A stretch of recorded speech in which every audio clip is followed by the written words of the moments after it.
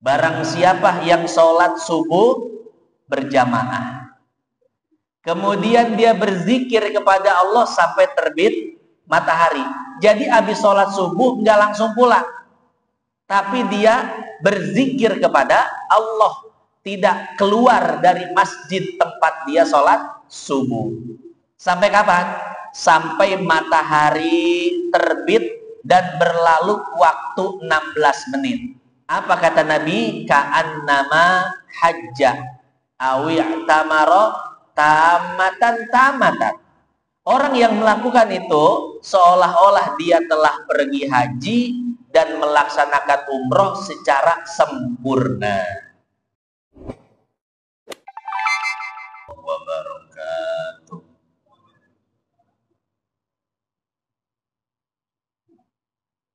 Ila hadratin Nabiyil Mustafa sallallahu alaihi wasallam.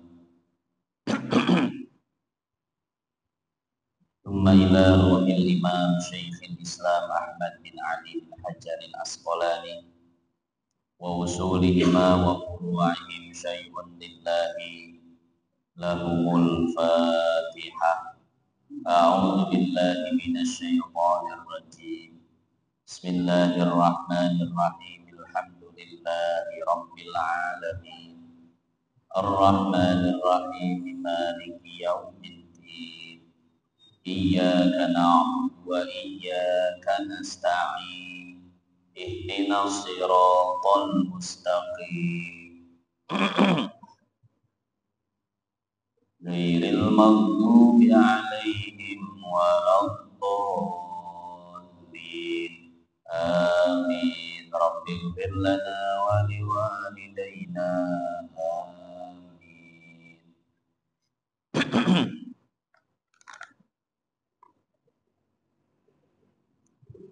Bismillah. Walhamdulillah. Wassalatu wassalamu ala Rasulillah Muhammad bin Abdillah wa ala alihi wa sahbihi wa mawala. Qala ta'ala yarfa'illahu alladhina amanu minkum walladhina utul ilma darajat. Wa qala an-nabi sallallahu alaihi wasallam man salaka tariqan yaltamisu fihi ilman sahhalallahu lahu bihi tariqan ilal jannah. Yang saya hormati dan saya muliakan segenap hadirin jamaah Masjid Jami Al-Mujahidin, wabil khusus Ketua Dewan Kemakmuran Masjid beserta seluruh jajaran pengurusnya, para orang tua, para tokoh, para sesepuh yang mohon maaf tidak bisa disebutkan satu persatu namanya, namun tidak mengurangi rasa hormat dan takzim saya kepada beliau-beliau semua. Hadirin jamaah yang dimuliakan Allah, saya akan menyampaikan kajian pada kitab hadis Mukhtasar At-Targhib wa Tarhib, yang kemudian kita lanjut dengan acara halal bihalal dengan cara bermusafahah, saling memaafkan. Hadirin jamaah yang dimuliakan Allah, pada kesempatan kali ini saya akan membaca hadis tentang keutamaan melaksanakan ibadah haji.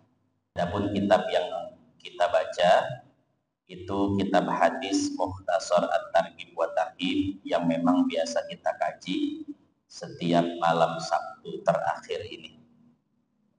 Pengarang kitab ini yaitu Syekh Ibnu Hajar al-Asqalani.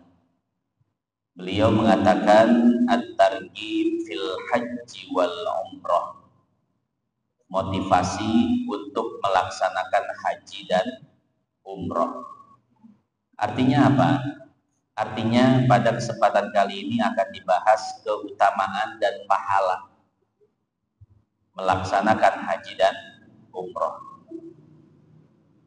Dari beberapa hadis yang dicantumkan oleh Syekh Ibnu Hajar, ada satu hadis yang ingin saya sampaikan, yaitu hadis yang diriwayatkan oleh Imam Bukhari dan Imam Muslim di dalam sahihnya.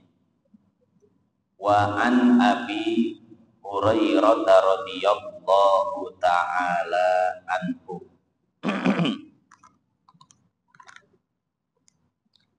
Hadis ini diriwayatkan dari sahabat Nabi yang memiliki julukan Abu Hurairah. Abu artinya bapak, Hurairah isim tasghir dari hirun yang artinya kucing. Hadis ini diriwayatkan dari bapaknya kucing. Cuman itu julukan, bukan nama asli. Nama asli Abu Hurairah adalah Abdurrahman bin Sakhr. Ini sebagaimana yang dibahas oleh Al-Imam Al-Amiri As-Sun'ani di dalam kitabnya Subulus Salam, syarah dari Bulughul Maram. Beliau mengutip dari kitab Al-Isti'ab yang dikarang oleh Al-Imam Ibnu Abdil Bar.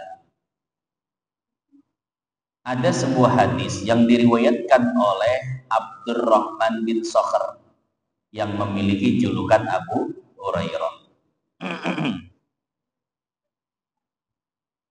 Anna Rasulullah sallallahu alaihi wasallam qala, bahwasanya Rasul sallallahu alaihi wasallam bersabda. Apa sabda beliau? Al-umratu ilal umrati kafaratun lima bainahuma. Dari umroh ke umroh yang lain menjadi sebuah penebus dosa yang dilakukan di antara keduanya. Jadi kalau misalkan umroh bulan Januari, kemudian umroh lagi bulan Agustus, maka dosa-dosa yang dilakukan antara Januari dan Agustus akan dihapuskan oleh Allah. Ini sesuai dengan hadis Nabi, dari umroh ke umroh merupakan penebusan dosa bagi dosa-dosa yang dilakukan di antara keduanya. Wal hajjul mabrur laisa lahu jazaa'un illal jannah.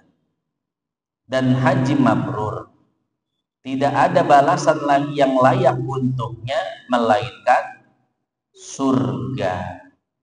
Muttafaqun alaih. Hadis ini sahih, diriwayatkan oleh Imam Bukhari dan Imam Muslim. Hadirin jamaah yang dimuliakan Allah, kalau kita lihat ke dalam redaksi Al-Quran dan redaksi hadis-hadis yang lainnya, ketika Allah berbicara masalah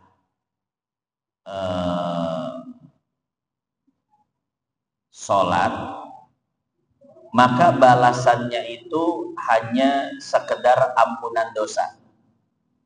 Begitu pula ketika Allah berbicara masalah puasa, balasannya tidak diberitahu oleh Allah.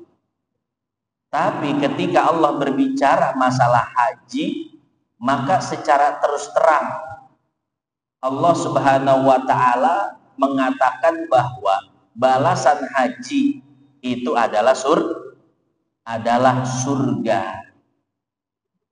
Kenapa demikian? Karena ibadah haji ini adalah ibadah yang sangat spesial, ibadah yang paripurna dan komprehensif, sangat lengkap. Para ulama mengatakan bahwasanya ibadah haji ibadatun jasadiyatun maliyatun qalbiyatun. Jadi ibadah haji ini ibadah fisik ibadah harta juga ibadah hati. Beda dengan sholat. Kalau sholat itu hanya ibadatun jasadiyatun, ibadah yang butuh fisik saja. Makanya siapapun bisa sholat. Orang punya uang bisa sholat, nggak punya uang juga bisa sholat. Rakyat bisa sholat, pejabat bisa sholat, semuanya bisa sholat. Yang penting punya fisik yang sehat. Bahkan orang sakit pun bisa sholat. Kenapa? Karena sholat hanya ibadatun jasadiyatun, ibadah yang butuh kepada fisik saja. Beda juga dengan ibadah sedekah dan zakat. Sedekah dan zakat hanya ibadatun maliyatun, ibadah yang butuh kepada harta saja. Makanya orang sehat bisa sedekah, orang sakit juga bisa sedekah. Beda juga dengan puasa. Puasa itu ibadatun jasadiyatun qalbiyatun, ibadah yang hanya butuh kepada fisik dan kemantapan hati. Nah, sementara ibadah haji, ibadah yang mencakup aspek itu semua. Aspek jasad, aspek harta, aspek kekuatan hati, ingin benar-benar menjalankan perintah Allah. Ya. Nah, bagaimana tidak? Ibadah haji disebut ibadatun jasadiyatun, ibadah yang butuh pada fisik yang sehat. Karena ketika melaksanakan ibadah haji nanti di tanggal 8 kita udah pakai ihram di Mekah. Kalau berangkat hajinya dari Mekah. Dari Mekah kemudian berjalan menuju Mina sejauh 2 kilo. Dari Mina nginep dulu 1 malam. Kemudian di tanggal 9 berangkat dari Mina menuju Arafah dengan perjalanan sejauh 15 kilo. Keesokan harinya dari Arafah menuju Muzdalifah kembali 10 kilo. Dari Muzdalifah ke Mina 5 kilo. Dari Mina ke Masjidil Haram 2 kilo. Ini kira-kira kalau dijumlahin kita jalan berapa kilo? Dari Mekah ke Mina 2 kilo, Mina ke Arafah 15 kilo, 17.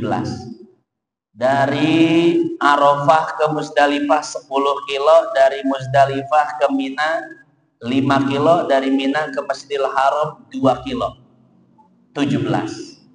17 tambah 17 berapa? 34 kilo kita berjalan, Mbak. Pak Ustadz, sekarang mah enak, udah ada bis, jadi PP pulang pergi naik bis, nggak capek. Kata siapa? Ya, walaupun dari Mina ke Arafah pulang pergi bisa naik haji, nanti kita PR-nya ketika melaksanakan tawaf ifadah. Karena jutaan orang akan berkumpul di satu tempat yang sama, yaitu Masjidil Haram. Saya waktu haji umur 22 tahun, Mbak. Lagi saking seger-segernya, lagi saking sehat-sehatnya. Umur 22 tahun saya melaksanakan ibadah haji. Setelah melaksanakan perjalanan yang cukup panjang, di tanggal 10 PR kita satu. PR kita yaitu melaksanakan tawaf ifadah. Akhirnya saya nunggu tanggal 10 Mekah padat, Masjidil Haram padat. Akhirnya saya nunggu tanggal 11. Barangkali tanggal 11 agak longgaran. Ternyata sama aja. Nggak ada sepinya itu tawaf. Oh, barangkali tanggal 12. Saya tunggu tanggal 12 angger sarua kene wae, Pak. Ya, tidak berkurang itu manusia yang melakukan tawaf di sana. Saya tunggu tanggal 13, Ih, sarua keneh wae. Geus we saya tawaf tanggal 13. Mau nggak mau, Pak? Suka tidak? Suka. Mengejar tahallul kedua, tahallul tsani. Ya. Nah, jadi tetap saja walaupun sekarang sudah ada fasilitas bis dan lain sebagainya, tapi yang namanya ibadah haji butuh kepada fisik yang sangat fisik yang kuat, fisik yang sehat. Apalagi nanti pas tawaf ifadah, jutaan manusia berkumpul di Masjidil Haram untuk melakukan tawaf. Itu seperti ombak manusia ketika itu, Bapak Ibu yang dimuliakan Allah. Ya. Nah, oleh karenanya pantas jikalau ibadah haji itu disebut dengan ibadatun jasadiyatun, ibadah yang butuh pada fisik yang sehat, fisik yang kuat. Ini kira-kira di sini tahun ini ada yang mau haji nggak? Ada jamaah kita yang berangkat haji tahun ini? Ada ya? Alhamdulillah. Kita doakan, mudah-mudahan pergi sehat, pulang selamat. Bahwa haji mabrur, bukan haji mabur. Nah, beda.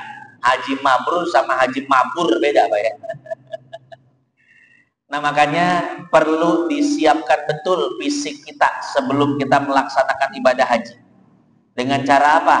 Dengan cara olahraga, rutin jalan pagi, dilatih kakinya, ya. Minum madu.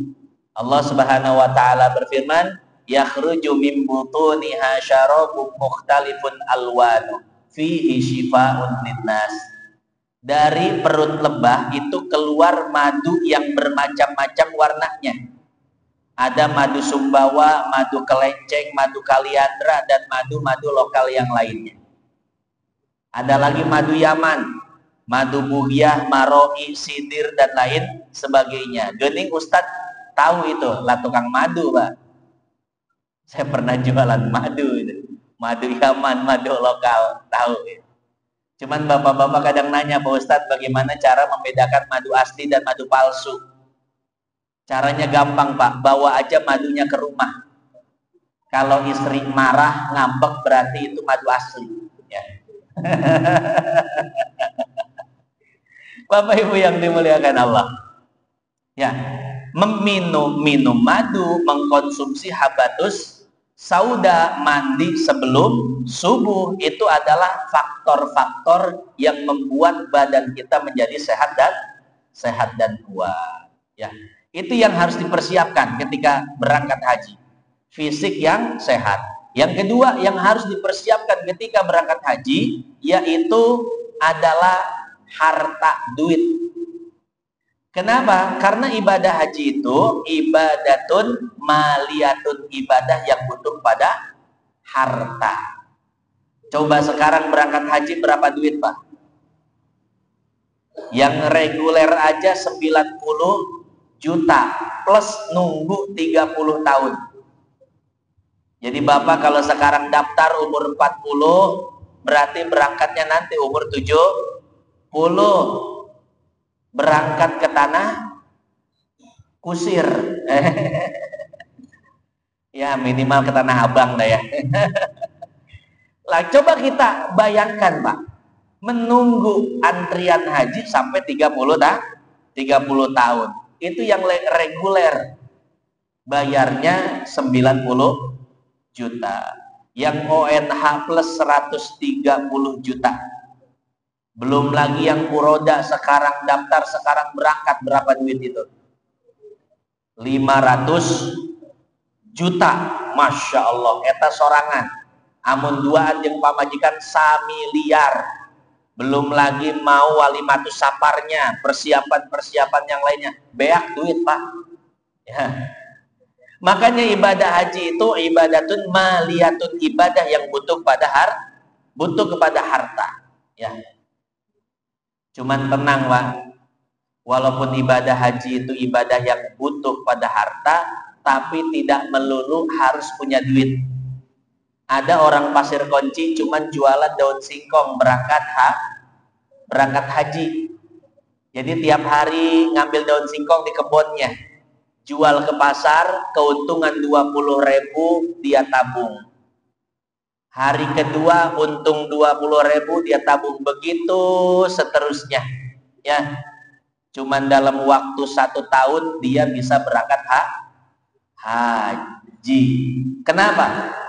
Padahal cuman jualan daun singkong sama tanah-tanahnya. Ternyata mah nggak jual tanah, aduh kan. Lah emang kumaha? Lah tengah jual tanah mah mau bisa makan haji. Ya, jadi seperti itu ya Bapak Ibu. Yang kedua, ibadah haji adalah ibadatun maliyatun, butuh pada harta. Yang ketiga, ibadatun qalbiyatun, yang butuh kepada kesanggupan hati, Pak. Ini kalau hati tidak kuat, hati tidak tulus melaksanakan perintah Allah, niscaya mustahil berangkat haji. Kenapa? Punya duit 1 miliar daripada haji puroda, mendingan apa? Buat bisnis. Betul nggak? Punya duit 1 miliar mending buat bisnis. Mending jalan-jalan Singapura, ke Malaysia, ke Bali, dan lain sebagainya. Ya. Nah, kalau tidak memiliki ketulusan hati, kekuatan jiwa untuk benar-benar mengabdi kepada Allah, benar-benar menjalankan perintah Allah, niscaya orang nggak mau berangkat haji. Ngapain ke sana? Ngabisin duit, cuman datang ke tempat yang tandus, kering, kerontang, gunung batu. Emang ada apa di sana? Nggak ada, ya. Nah, maka pantas jika ibadah haji itu disebut ibadatun qalbiyatun, ibadah yang butuh kesungguhan hati. Jadi karena ibadah yang melibatkan semua aspek ini, melibatkan jasad, melibatkan harta, melibatkan kesungguhan, maka wajar jikalau kata Nabi, laisalahu jazaun illal jannah. Tidak ada balasan yang layak untuk orang yang pergi haji melainkan surga. Pak Ustadz, kalau begitu haji buat yang punya duit doang dong. Kita yang nggak punya duit bagaimana atuh? Kita juga pengen melaksanakan ibadah haji, minimal ibadah umroh. Tenang, di dalam agama Islam selalu ada solusinya. Apa solusinya? Lihat hadis riwayat Imam Tirmidzi. Apa kata Nabi? Man shallal fajra fi jama'atin tsumma yaq'udu yadhkurullaha ta'ala hatta tatlu asy-syamsu. Barang siapa yang sholat subuh berjamaah, kemudian dia berzikir kepada Allah sampai terbit matahari. Jadi habis sholat subuh nggak langsung pulang, tapi dia berzikir kepada Allah, tidak keluar dari masjid tempat dia sholat subuh. Sampai kapan? Sampai matahari terbit dan berlalu waktu 16 menit. Kalau di jam digital itu ada waktu syuruk, betul nggak Pak? Apa itu waktu syuruk? Waktu syuruk adalah waktu terbit matahari, bukan waktu isyrok. Beda. Isyrok, syuruk beda. Waktu syuruk adalah waktu terbit matahari. Artinya apa? Piringan atas matahari itu baru muncul dan terlihat di ufuk sebelah timur. Nah, kemudian kata Imam Syafi'i, ketika dia berlalu waktu 16 menit, maka baru masuklah waktu isyrok. Jadi Bapak ketika tiba waktu syuruk, nggak boleh sholat isyrok. Kapan sholat isyrok? Yaitu 16 menit setelah lewat waktu syuruk. Jadi jam digital ini ada waktu syuruk. Ketika dia bunyi tit tit tit, itu belum masuk waktu isyrok. Kita hitung dulu. Setelah dia masuk syuruk, kita hitung 16 menit baru masuk sholat isyrok. Nah, kata Nabi, ketika dia berzikir sampai terbit matahari, kemudian ditunggu waktu 16 menit. Setelah itu sholat isyrok 2 rakaat. Atau diniatkan sholat duha juga tidak jadi masalah. 2 rakaat. Apa kata Nabi? Ka'annama hajja awi'tamara tamatan. Orang yang melakukan itu seolah-olah dia telah pergi haji dan melaksanakan umroh secara sempurna. Artinya apa? Artinya ini jadi solusi dan jadi alternatif buat kita yang mungkin belum melaksanakan ibadah haji padahal pengen banget haji. Belum bisa melaksanakan umroh padahal pengen banget umroh. Maka tadi solusinya, ya. Bahkan solusi tadi itu bisa dijadikan amalan setiap hari, betul ya. Jadi setiap hari habis subuh, zikir sampai terbit matahari, tunggu waktu 16 menit, sholat isyraq 2 rakaat, kata Nabi seolah-olah dia telah melaksanakan haji dan umroh. Nah, jadi seperti itu hadirin jamaah yang dimuliakan Allah. Bagi kita yang belum rezeki mungkin untuk pergi haji, belum rezeki berangkat umroh, maka ada solusinya melaksanakan solusi tadi sebagaimana hadis yang diriwayatkan oleh Imam Tirmizi. Baiklah hadirin jamaah yang dimuliakan Allah, itulah pembahasan tentang keutamaan melaksanakan haji, yaitu tidak ada balasan yang pantas untuk orang berhaji melainkan surga.